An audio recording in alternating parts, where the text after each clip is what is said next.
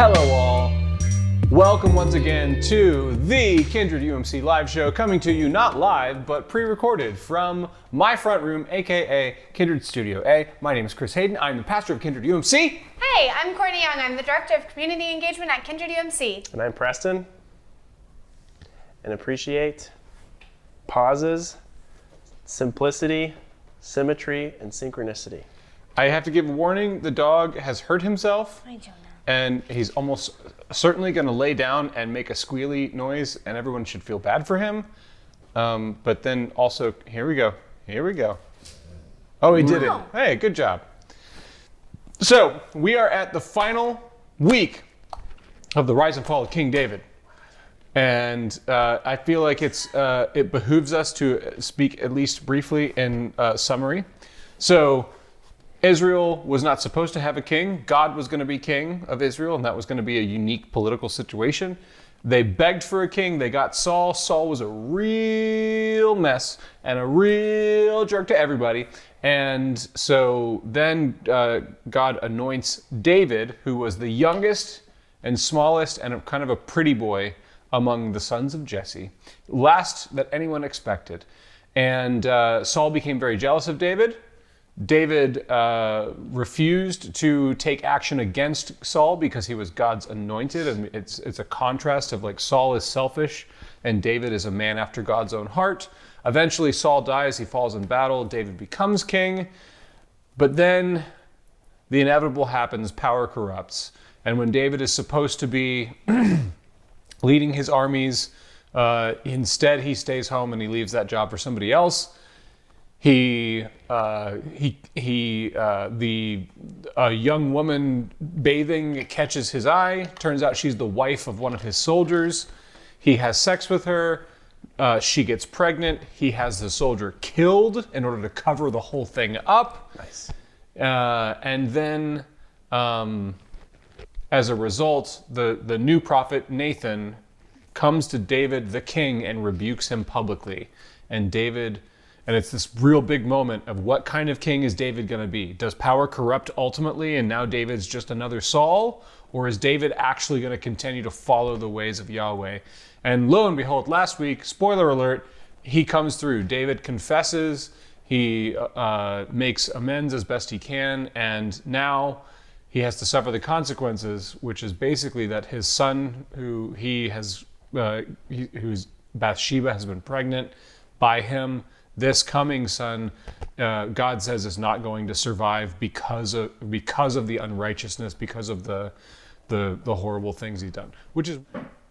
So, after that recap, which I hope we got on film, we'll see. So now we come to kind of how that is going to shake out. The actual doing of the deed, like the death of this child, like how is this going to shake out? So we're going to be picking up at 2 Samuel chapter 12, verse 15b, because it's a long story as to why. Verse 15 through 25 goes like this. Yahweh struck the child that Uriah's wife bore to David. This is the kid that we were just talking about. Yahweh struck him. And the child became very ill. David therefore pleaded with God for the child. David fasted and went in and lay all night on the ground. The elders of his house stood beside him, urging him to rise from the ground, but he would not. Nor did he eat food with them. On the seventh day the child died, and the servants of David were afraid to tell him that the child was dead. For they said, while the child was still alive, we spoke to him, and he did not listen to us. How then can we tell him that the child is dead? He may do himself some harm. So, pretty depressed. But when David saw that his servants were whispering together, he perceived that the child was dead. And David said to his servants, is the child dead? And they said, he is. He is dead.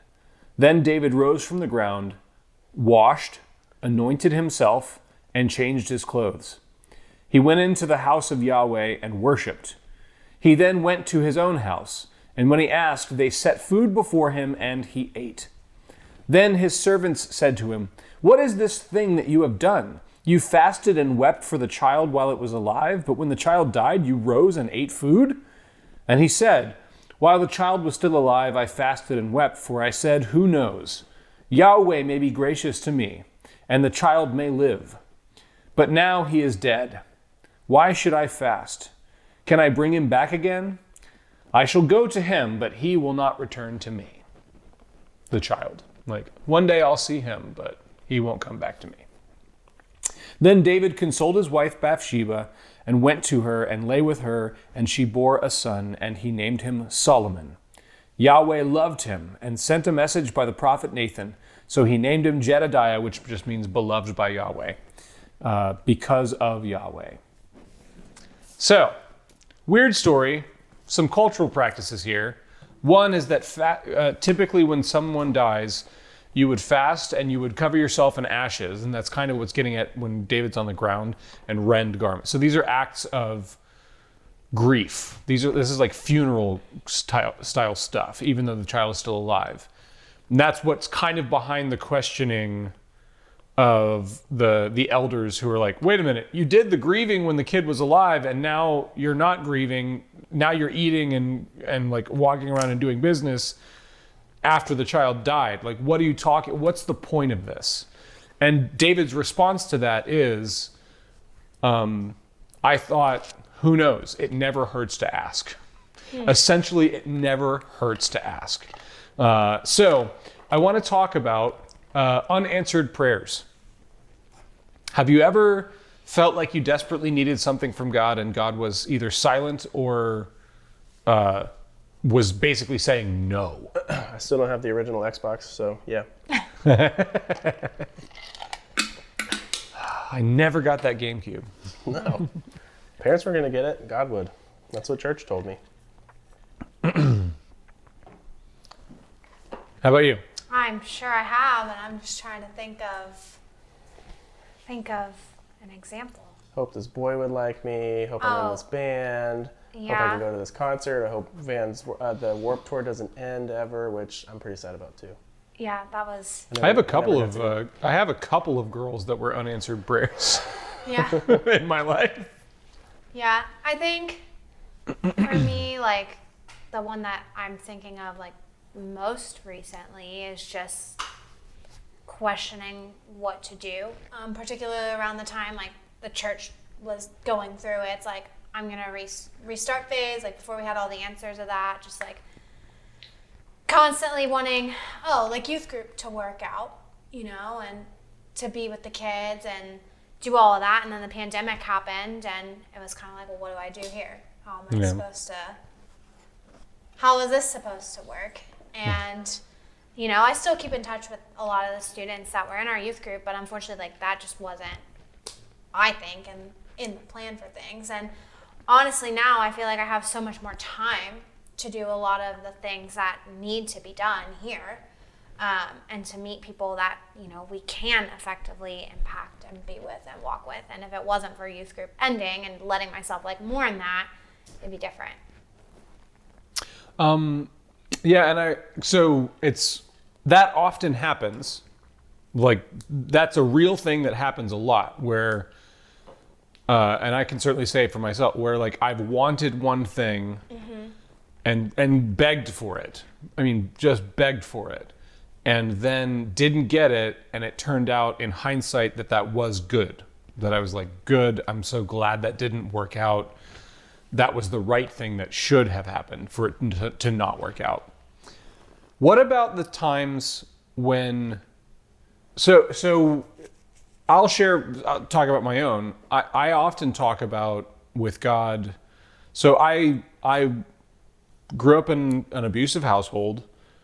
I was a faithful youth group going Christian, you know, like doing the best I could to be involved in church and be a good boy. That's that's kind of one of my saddest wounds is, like, I'm a good boy. Like, I was always a good boy, and I wanted to be a good boy. Now, I'm not perfect. Like, I have my vices and all that kind of stuff, but, like, I always wanted to be a good boy, and yet was treated like a piece of shit in a lot of ways. Like the friends that I grew up with, my upbringing in my house, and just like it was like I was just this terrible piece of shit, even though I was really a good boy. Like I wanted good things.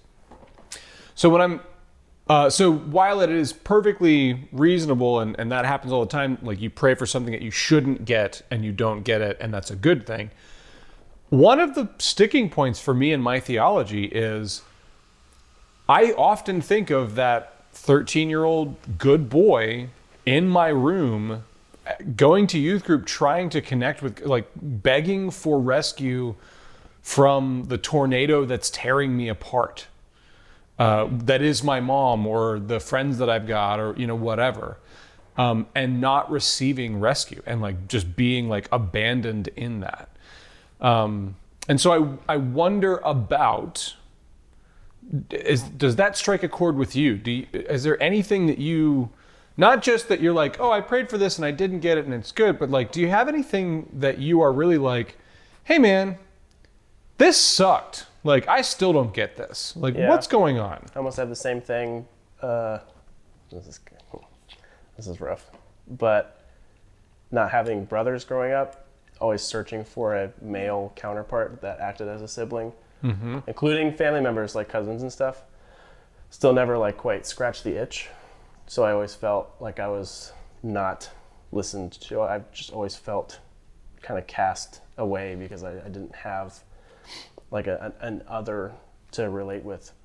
Like, so like dad wouldn't count, friends wouldn't count because they weren't at home with me. They couldn't understand what I was going through, and then sisters didn't count.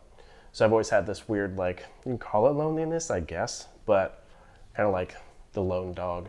It's like a missing piece almost. Yeah, now I've just grown with it. It's kind of just there because it's obviously not getting changed. Unless my parents. You never know. Surprise!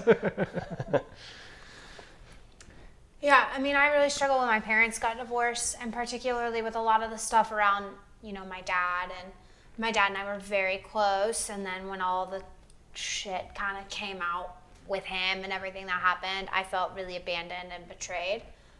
So kind of similar to yours, but slightly different. And just felt like really sad. And my coping mechanism is to build walls. And so like our relationship just kind of became nothing. And if it was anything, it was me instigating a lot. So, and him instigating a lot and vice versa. So like at each other's throats a little bit. Yeah. Or like he would say like just purposefully challenging things. And then I would get very defensive and. Yeah. You always sound like it's never ending. I've never heard like, this is kind of harsh, but I've never heard like solace from that relationship. Like it's always like, and then this, and then this, and then this. Yeah, it comes and goes in waves. Yeah.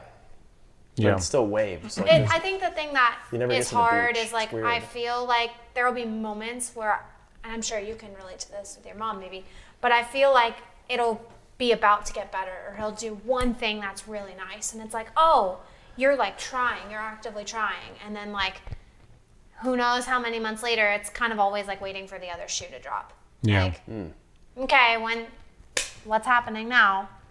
I think, correct me if I'm wrong, but just based off what I've heard you share, I think one of the more difficult differences between my mom and our parental relationships as we talk about them is that my mom is genuinely sorry. Like she sees it and is like, oh my God, I'm so sorry. I wish I could, if there's anything I could do. Right. And you can't go back. Right. Like we live in a linear timeline. Like we are moving into the future always. That's the way it goes. We don't know how to go back. Right. Only God can go back. Only God can heal what's in the past. So like, again,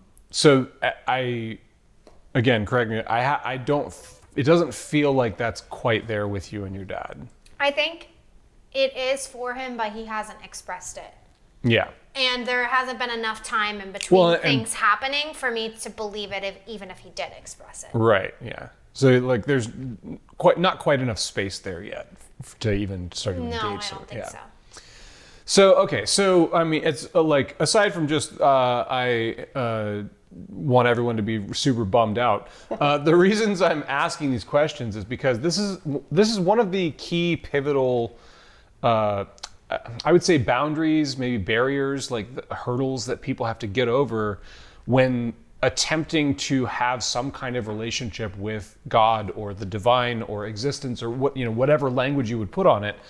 But like, so in the Methodist Church, getting to God has to come through this, and even though this is an Old Testament story, has to come through this Christ. And whether we like it or not, and I often don't, but I also often find beauty in it.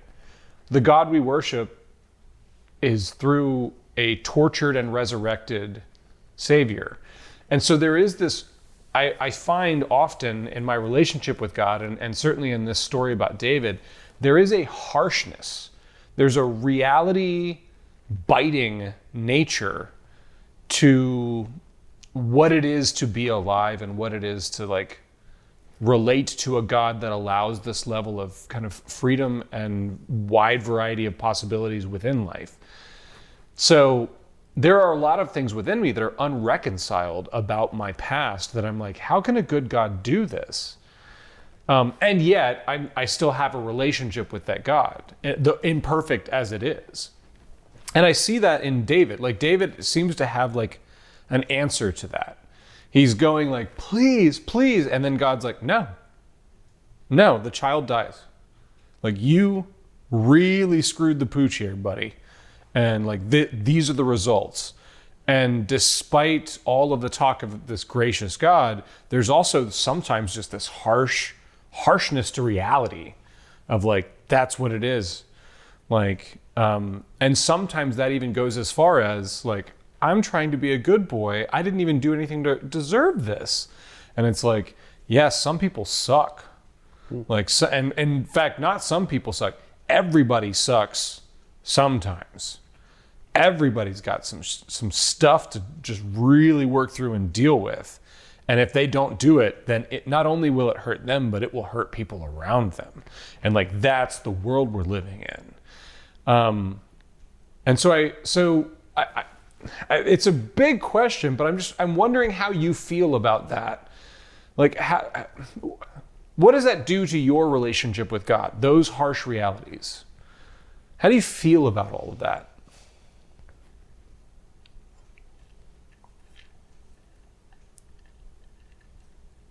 I don't know. It's not fun, happy-go-lucky. It's like life. I don't know. It's like getting to adulthood and you're like, oh my God, I can finally eat cookies and ice cream for dinner and have no one yell at me. And then you're sick for the next 6 days because you're so much sugar that you had no idea about. That somebody was telling you earlier, it's not a good idea, it's not a good idea. It's well, so how do you, because you both come here every week and commit acts of worship every week. What is it? Just something that's like, yeah, I just put it on the back burner because what else am I going to do? Do you have anything that that helps you reconcile that? Is this like the first time you've ever thought about it? Helps us reconcile what? The idea that there's a good God who's in control, who has the possibility to save a child from being destroyed and doesn't, because that's essentially what we're dealing with here. Not only in this particular story, but even in our own stories. Like, there's a child who could be saved from something here, and you have the power to do it, and that child's begging for help, and nothing is the answer. I think until recently, until we started actually actively talking about it on live show and in our theology here, I had always been given the narrative of well, everything happens for a reason, and stupid things Christians say. Yeah, things Christians say. Even though things are hard, God's gonna make it. Check it out. Maybe I'll drop a link somewhere. I don't know. God's gonna make it all work out in the end because God is always good all the time. And I think Bob Tuttle, seminarian, professor at Asbury, first day of class for, I think it was evangelism, he comes in, he says, God is good, and then people yell all the time because that's the church thing, and then he says all the time, and they yell God is good, and he goes, no, he's not. And that was the opening to Evangelism 101. Why? I don't know, I found found that there's like God bless Bob Tuttle. almost a freedom in it.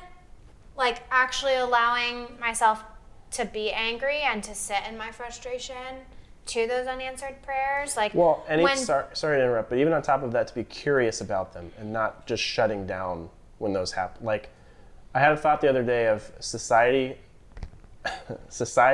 circulates around everybody dies. So we have laws, and we have this, and we have relationships, and we have friendships, and this and that. But only because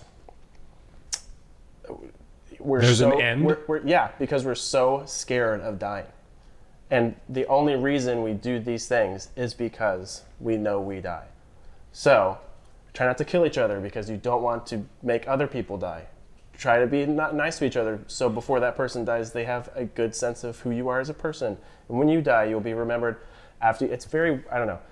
The point is this curiosity around, I'm allowed to feel anger because I don't feel like I'm wasting my time being angry is a big thing.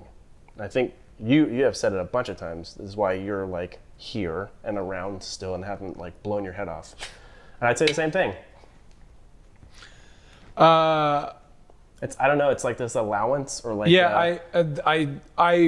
I mean, this is something that you and I have talked about a lot, Courtney. The permission to be angry with God. yeah, it's a big deal. The permission, the trust, and that becomes difficult for a lot of people who've grown up in a more conservative theology. Yeah, well, like almost all of us. Yeah. But the idea that have enough faith in God's goodness that he knows what to do with your anger. That by you coming to him honestly, that the honest relationship is far more desirable by God than you trying to sweep up your own trash. Yeah. Like you're covering And it the up. pretend one. Yeah. It's much Weird. more honest. Like I today got lunch with some friends that I went to high school with. They knew me all through middle and high school. Back then I was like way more traditional, conservative, religious youth group kid. But I was the kind of person that would like tell, everything was black and white, and I would tell them like da da da da da.